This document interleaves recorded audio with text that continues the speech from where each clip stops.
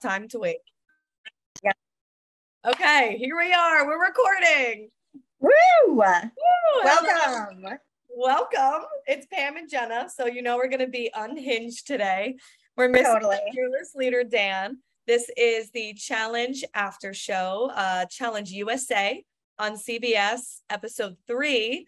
I'm channeling my inner Dan because I'm going to give the episode title name, which is Declarations of Independence. And you know, I don't care what the episode title is named, but if you do, that's the name of it.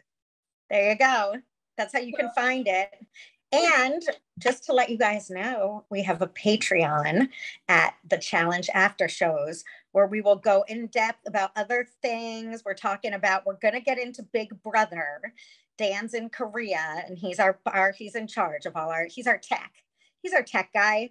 So we might be slightly delayed on the Patreon, but if you're a Big Brother, we're getting into that. Dan is all caught up. Jen, are you all caught up? Not caught up. Nope. Oh, Jenna, get caught up. And then we will do that in the next couple of days. So check your Patreon for that. We will keep you posted when that is going to come out, but that's what we're going to be covering along with CBS's Challenge USA. Yes, thank you, Pam. That live read, that unexpected live read, better than talking about like Poshmark or whatever we used to talk about on Maria's podcast. Maria's podcast. Yeah. Podcast. So that is a plug. Okay, so let's get into it. So we kick off this episode going through the Price is Right arbitrary algorithm that partners with partnerships together.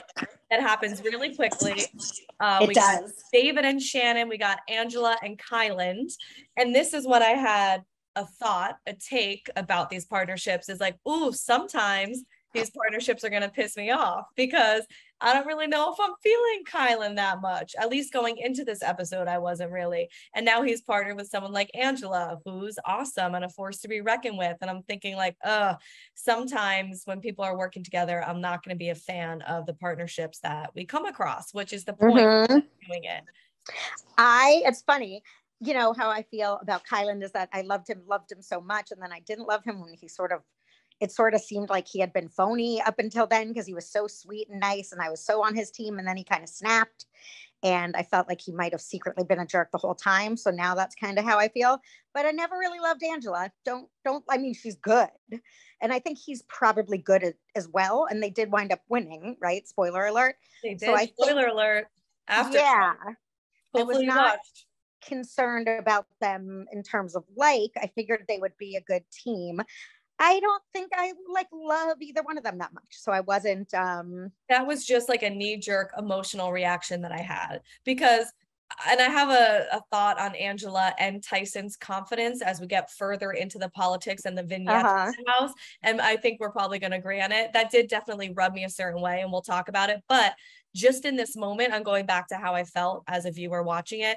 That was my knee jerk. Oh yeah. So sometimes now that we're learning these people and we're becoming adapted to their personalities and how they play the game, sometimes these partnerships, you're not really going to want to see people work together because you're a fan of somebody and maybe you're a fan of somebody else, or you think somebody's an anchor depending on what their skill set is. So that was kind of my take on that.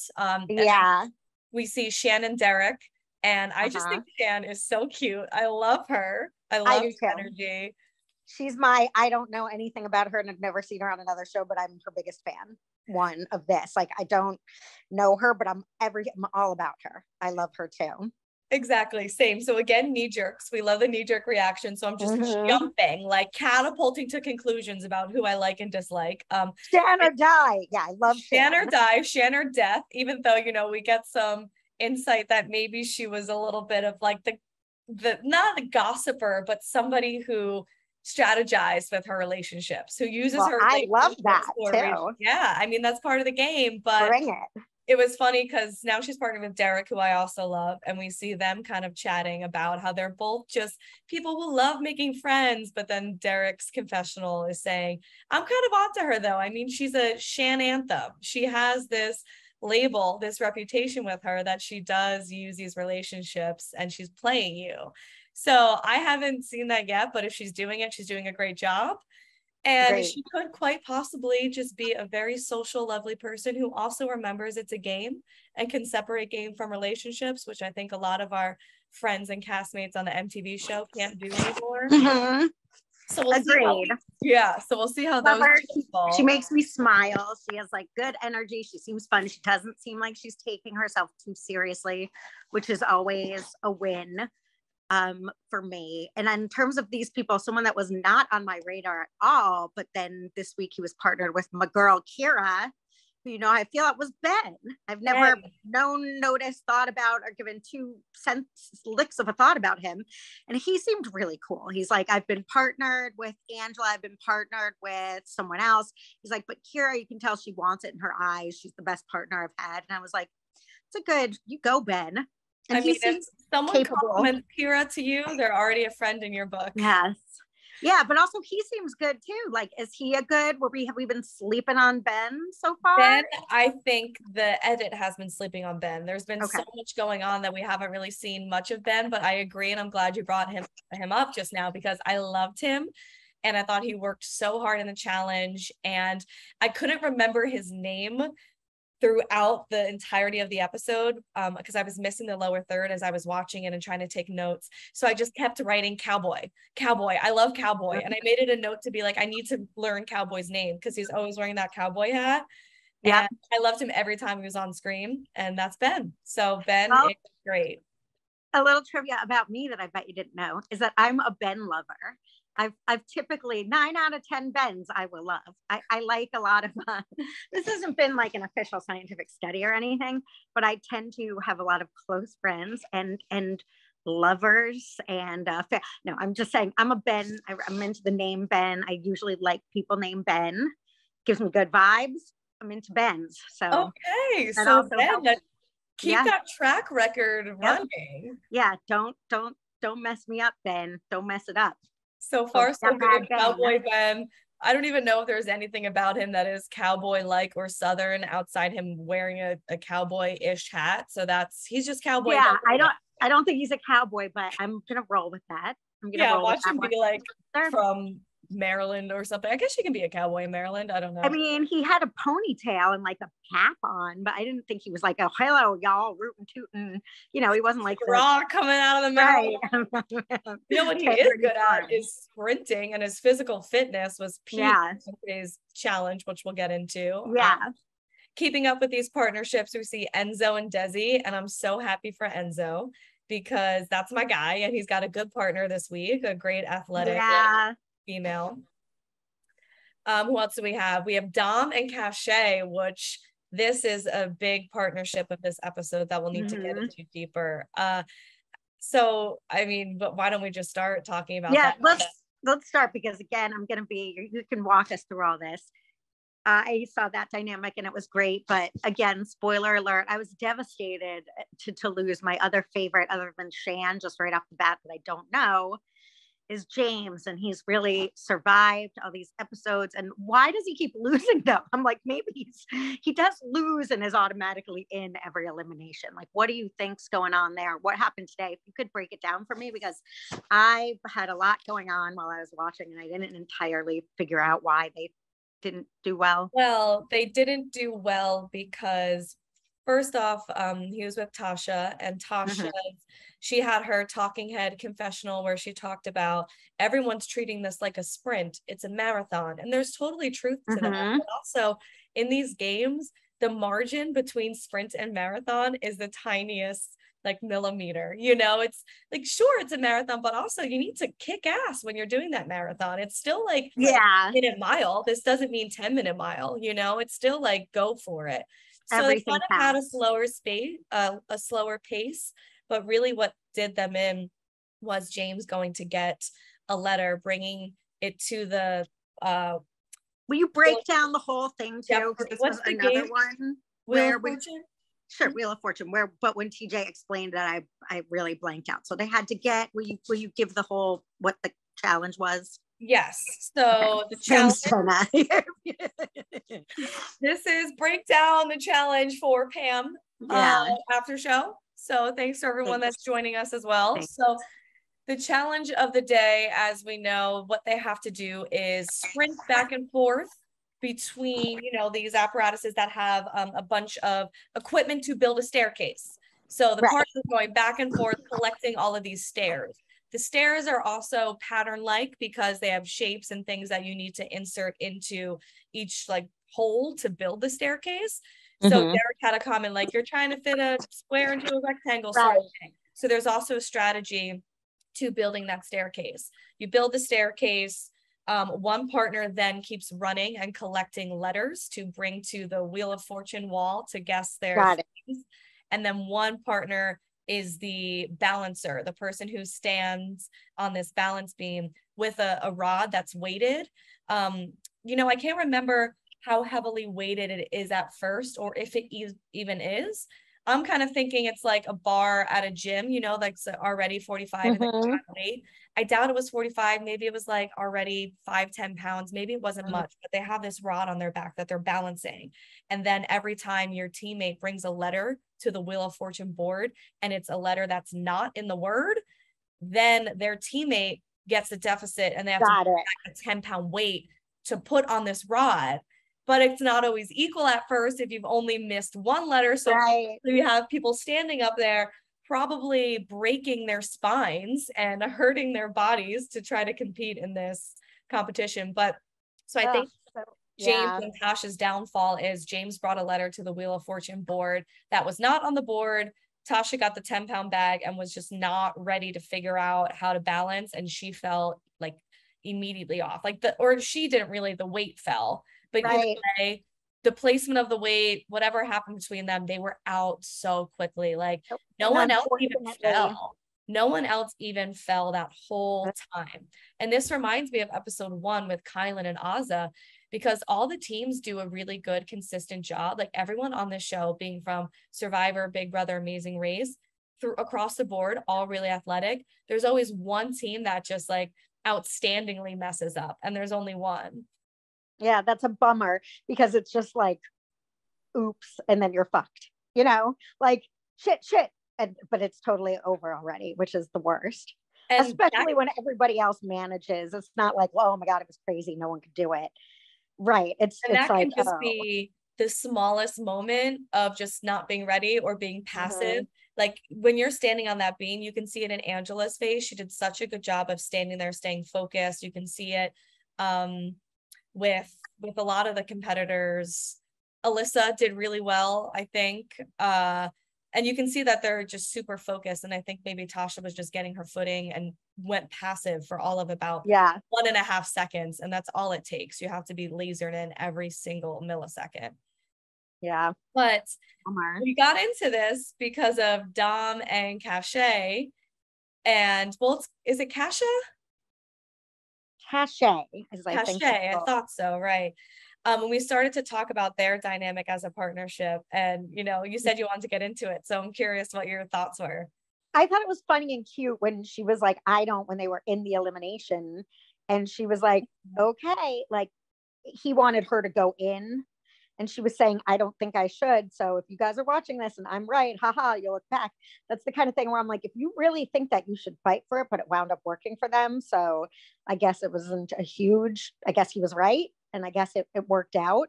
But if I was her and then we did lose because of that, I would have been like, I told you so. But then I get mad at the person that doesn't assert that, if that's what you really think. Like if you think your partner has a bad idea, and I think you should argue about that and at least explain yourself. I don't think she was that firm in it, because she was just like, okay, I'm not sure, but we'll do what you want. So I was like, I hope it works out, because otherwise she's going to be really bitter at herself and at him for not fighting for what she thought. But I guess she wasn't convicted as all that. Yeah, what I found interesting was even before the challenge starts, before the elimination starts, you already start to see that maybe they're not happy to be partnered with each other. And Tom makes a comment about being stuck with all of the Love Island girls at the bar, which I totally understand. You know, you see like powerhouse partnerships like Tyson and Angela. You see some of these people getting Desi, getting Justine, getting some really like outstanding competitors. So I get what he's saying, but I also kind of feel like a lot of people in this game are ruling people out way too early. Like this is only the 3rd challenge of the day. You haven't been able to see everybody's well-rounded skill set and them having to apply it to different situations. Mm-hmm. But I thought it was kind of interesting, that right away it seems like there's some tension between the two of them. So that's Dom's thought on Cachet, but she's also kind of like not really feeling being with him. And what I'm going to say next, I feel like is all just subjective based on your own personality, but him kind of saying, I'm used to calling the shots. I'm a construction supervisor. I make the plan. No one questions it. I tell them what to do.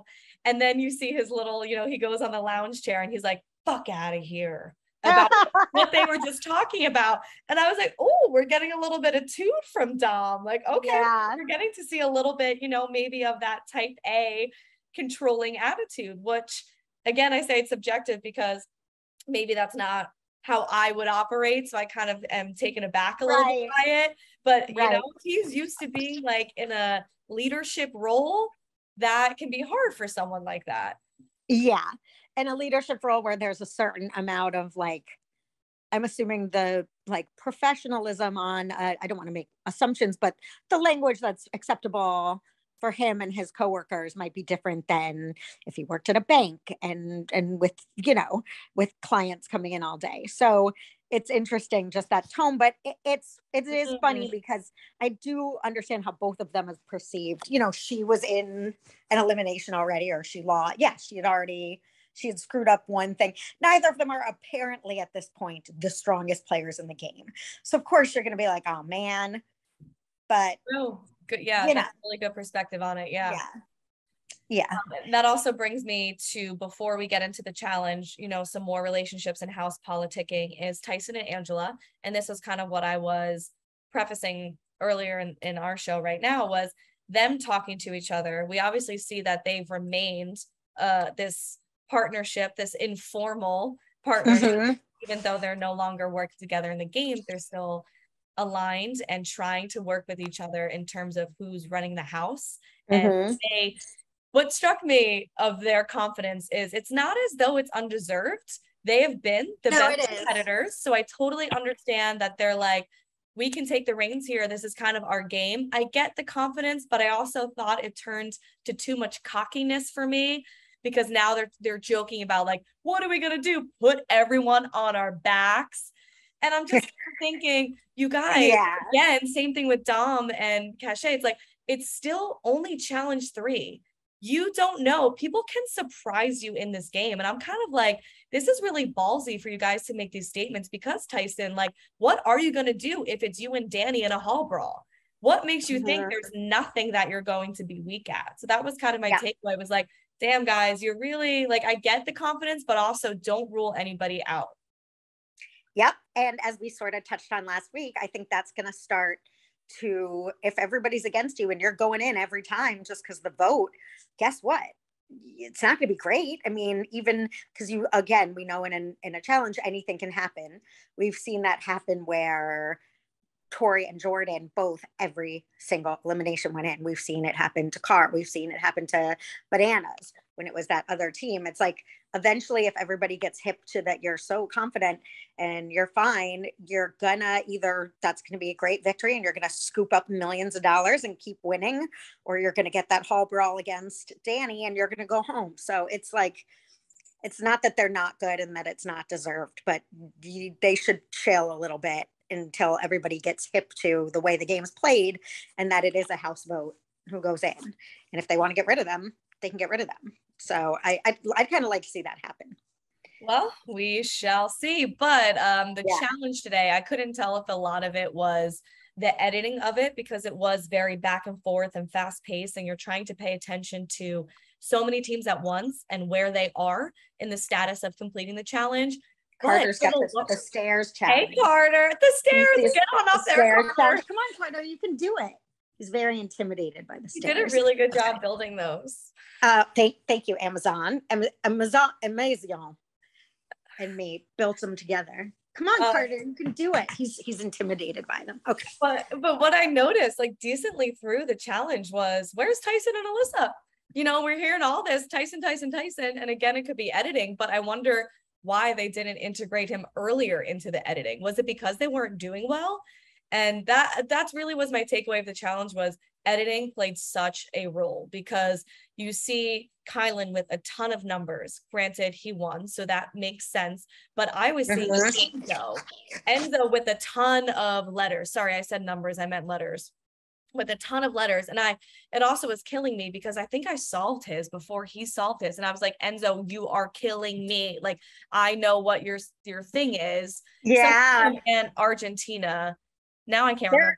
They were a little tricky, I have to say. Usually I'm like, oh, it was like flutes from France, like weird things that didn't, I don't necessarily even think flutes go. I mean, I went there like, or like flutes from North. I guess once you get enough letters, it becomes clear, but they were not super intuitive, those puzzles. No, they were pretty hard. And I think they did it on purpose. They weren't like classic phrases that people always say in their right. Day. Like you had to get the letters in there to figure them out. But again, the editing. So I'm just kind of thinking of like, oh, how real is this? Like the fact that I'm seeing so many letters on Enzo's board, again, not discrediting him. It's more of like, they obviously want to intertwine the red herring. Yeah. So I'm getting excited thinking like Enzo's getting really close. I honestly thought he can win. But then we see Kyland and Ben having basically like a one-off. It kind of comes down to them. They throw Tyson in the mix a little bit then, but you don't really see them kind of excelling at building the stairs. So I'm wondering if they did fall behind, if maybe they were the quickest at building the stairs. And I was like, what happened to that 12-mile warm-up, Tyson? Like, if you guys are not the first one to build your stairs, maybe you don't have as much endurance as you thought. But again, it could have been, working with Alyssa too and getting that together. But I wanted to see more of those two, basically, was my on part of that. Yeah. I had a hard time, I will say, with this one, kind of keeping in who was doing what, who was like winning until it was over. I mean, I found it really entertaining and enjoyable to watch. I loved the challenge and I loved watching it as a viewer. But again, just thinking about being so detail oriented for our show was what was tripping me up, making me feel like I needed to know where everybody was at every time to take notes to talk about it. But if you just sit back and enjoy it, I really loved this challenge. The phrases were interesting and hard. So that obviously was like, probably one of the biggest wrenches. And Kyland and Angela, in my opinion, I think just right off the get had the best strategy, because Kyland was picking up on it being a pattern oriented building of the stage. Yeah, so he was kind of on top of, oh, let me start laying all these out so we can execute this as quick as possible, where some people were just like, oh shit, I haven't been paying attention to this. What shape, what color? Yeah. Oh, and then sadly, James and partner were not long for this world. Yeah, that was a big bummer. I was like, can he do it again? Can he do it again? And he couldn't do it again. And I liked seeing, who picked that they were going to be the ones doing the running. Maybe people who think that they're better at endurance versus the people who wanted to do standing. Justine and Desi stuck out to me. I thought that they did a really good job standing, as well as Kira. Kira's a great competitor. I mean, I only know her a little bit from X on the Beach. And if you watched our Patreon, we talked about that season. We basically talked about how much we disliked it. Let's just be honest. It's boring. It was bad. It was so boring and so like manufactured drama. It just didn't feel real. It didn't feel like emotionally real enough for us. Yeah.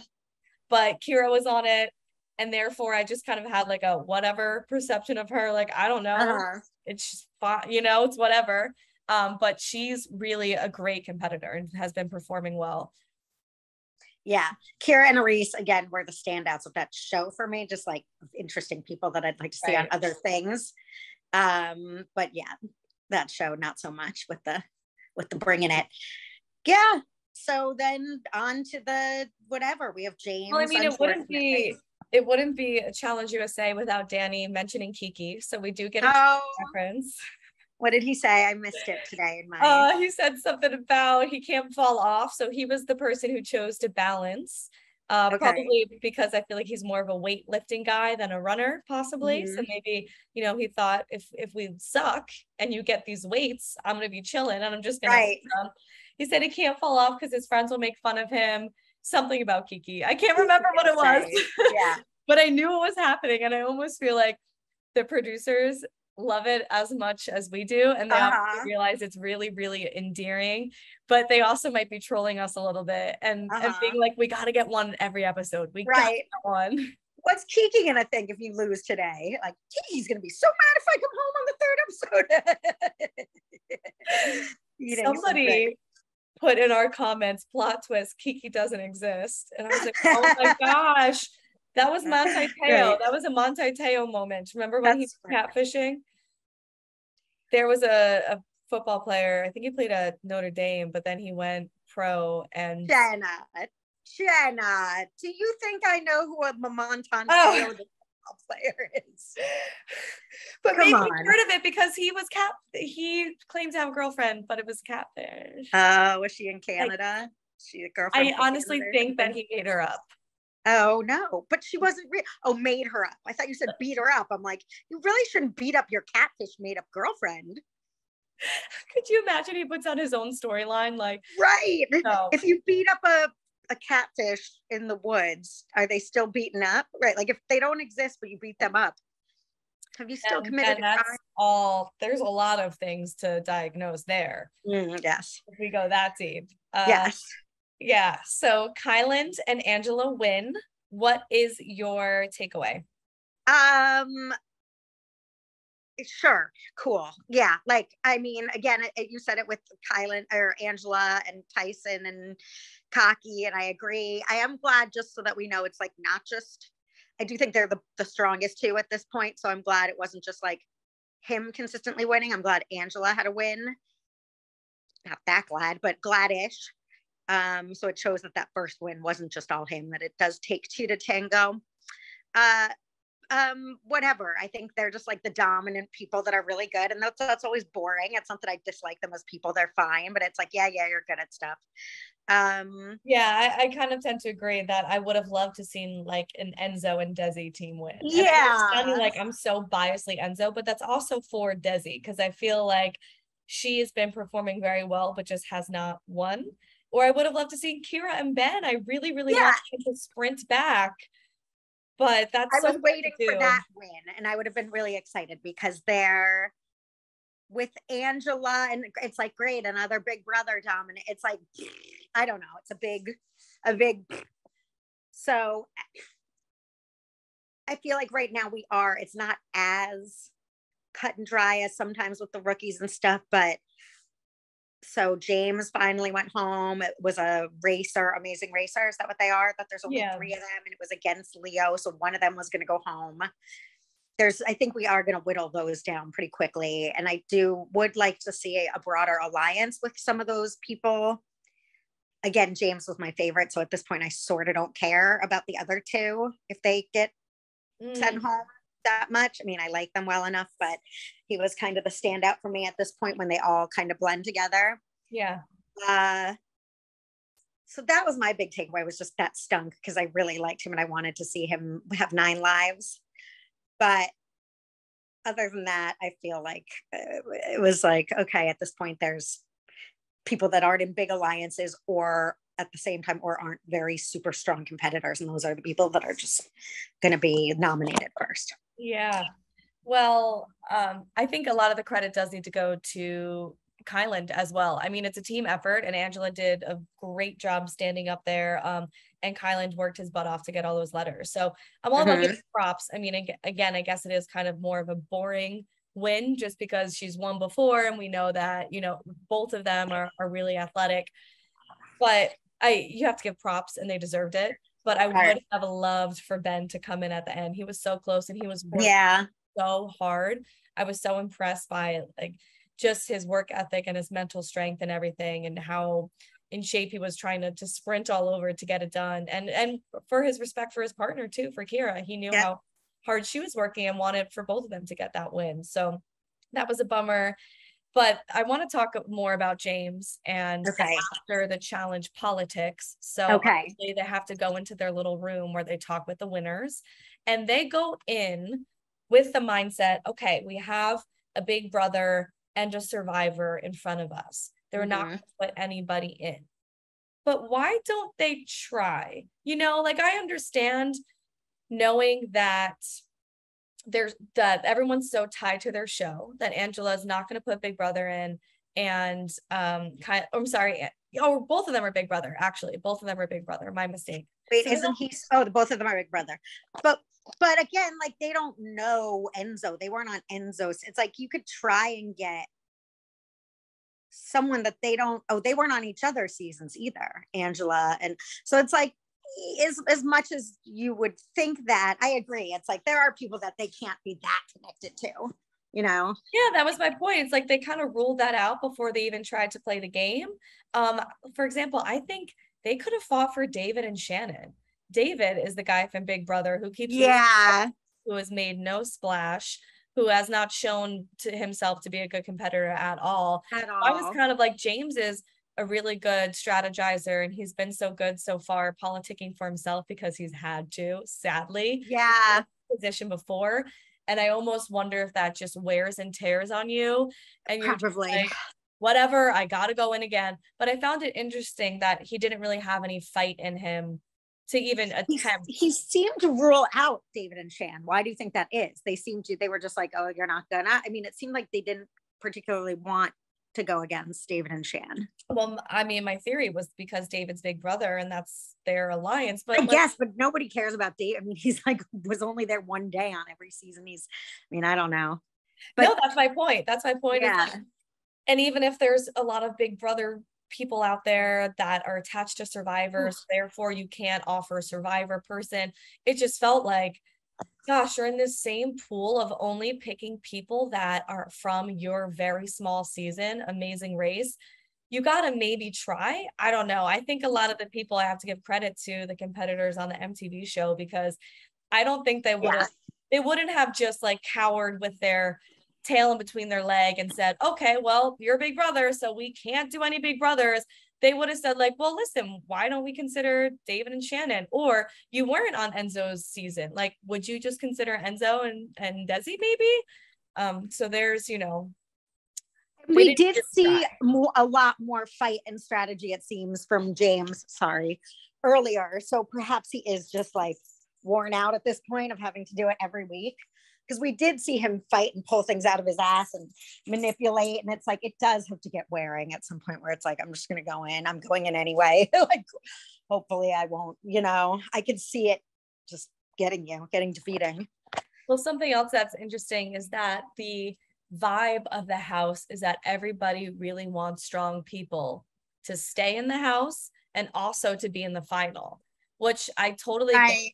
The small game of keeping strong people, because God forbid you have a challenge day and you're with the weakest link in the house. That sucks. You're probably going into elimination. So you kind of do need the strong people, which is a great play by producers.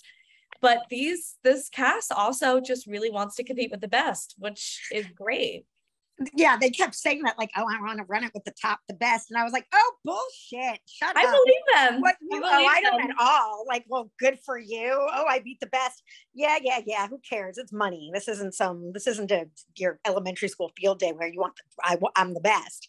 I was like, yeah, sure. You want the best, but you want to win. Like, you want to win. You don't want to go against someone that's like, has a broken ankle, but like, come on, you want to win. So I thought that was a whole lot of bullshit. But what you just said made complete sense, that the reason also to keep, and maybe I'm just cynical, but the reason to keep strong people there is because the people there are going to be your partner. So that is definitely, that makes sense to me, because I kept hearing that and I was like, oh, Tom, and that you want to, we keep the best. Like, no, you don't. Get rid of the strongest people. Yeah, that was my first thought as well, is, well, this is the TV show and you got to win it. So you actually are going to want weak people. But then I thought about it, and I think a lot of these people truly are just natural competitors who actually thrive on competitiveness. And I actually believe when they say they want to go against the best, because what's the point of winning the championship game if you played like the D team instead of the other A team, I have an answer. $1 million. $700,000. I know. But I don't care. Give me a 3-year-old. You're going down 3-year-old. Like, I don't care. I would take the lesser opponent. Hell yeah. Yeah. It's all about money. Yes. It's truly all about money. But maybe these people are in a position where money is not as Go play intramural softball if you want the glory of a game well played. If you're going to go on TV and have your life exposed and be picked apart and potentially win close to $250,000 or $750,000, I'm taking who I can win. This analogy.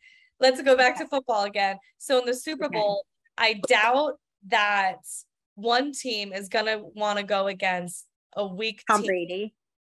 No, I'm saying they want to go against the best. If you're in the NFL and you're playing the Super Bowl, you want to go against the other team that is the best competition, because you do want the glory, and they don't really have to think about the paycheck because they're getting paid tens of millions of dollars. But maybe in reality TV world, for some of these people, maybe they are achieving that reality TV success, that they also want the glory and not just the money. I don't know. I mean, sure, of course, like, I understand. I'm not saying no, there's no desire to win for the sake of winning. But if you're a football team, you're a professional athlete, you're a part of a team, that's what you do. You're there to win that title. You're playing for a title, not for an individual lump sum of money that can change your life. I mean, like, you are on a team. So that also, I think that's something. Well, first of all, you're a professional athlete. That's what you do. So to say I want to beat the best means something different than I'm on a TV show. Okay, so let's get into the elimination. Right before the elimination, we see James doing some consideration towards going against another one of his show mates. So it's inevitable that he might go against Dom. Dom wants to go in. Dom's sacrificing himself. He's volunteering for tribute across the house, even though Cachet is trying to get him to stop, because she's like, this is idiotic. Like, why are you go into a ground where we potentially go home? But James also throws out this idea that he's interested in Justine's money, but Justine is partnered with this guy, Leo. And he makes a comment to Leo, and Leo's starting to read between the lines and just outright asks him, so do you want to go against me? You'd rather go against me? And James kind of gives this not direct answer and says, well, I don't want to go against you. I really don't want to. But then just kind of leaves it hanging for interpretation. Like, obviously, you're thinking about it. Yeah. Yeah. So, I mean, what are your thoughts on him potentially going against Leo?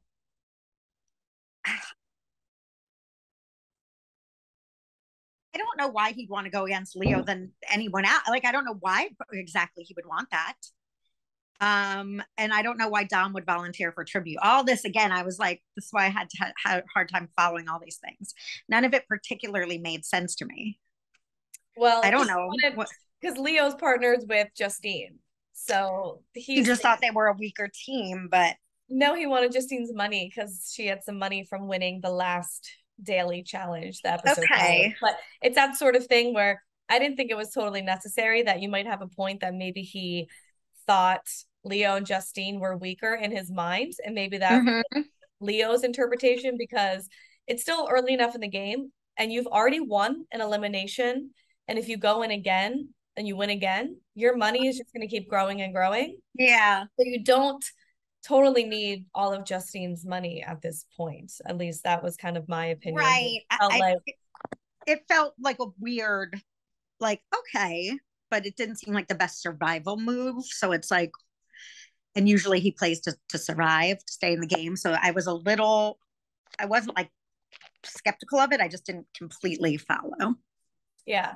And it kind of faded out quickly. It probably was like a producer thing. Again, not that they're whispering in James's ear, but it kind of felt like Dom and Cachet got called down anyway. So I think another name in the mix to make us think, who are they going to go up against? Yeah. But, I mean, it was just Dom and Cachet. A red herring. Yeah, exactly. Since there wasn't a big, no big twist about who was going to be going in, maybe. Yeah. I don't know. So that is a potential possibility too. So this elimination, this is scary for someone. It was scary. This is not, yeah. It was good. It was good and scary, very Houdini. And I'm bummed about James. What do you think they went wrong? Like, why don't you think they won?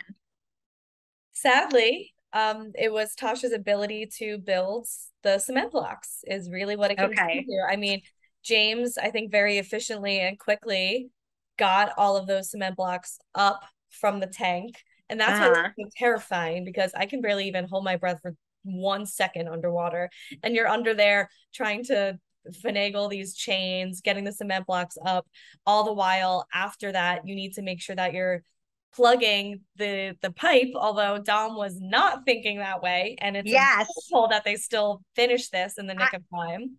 I thought for sure they were not going to win because of that. Me too. Like, And how far can that brain fart go? You know, he chalked it up to a brain fart, but how is, I guess no one else told him because usually on the empty right. we have people saying, "What are you doing? Plug it.